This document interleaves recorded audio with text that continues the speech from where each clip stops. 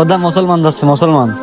এই তুই এই ধরনের কথা বলছিস সত্যি? দেখছিস নে উনার মাথায় টুপি রয়েছে। তুই বিরস, তাই কি হয়েছে? ও তুই বুঝবি না নে, তুই চুপ থাক।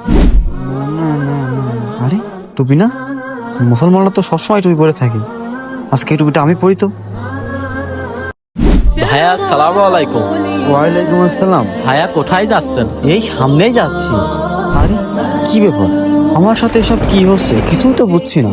ছোট ভাই আসসালামু আলাইকুম। ওয়ালাইকুম আসসালাম। কি ব্যাপার, বড় ভাই আমাকে সালাম দিল।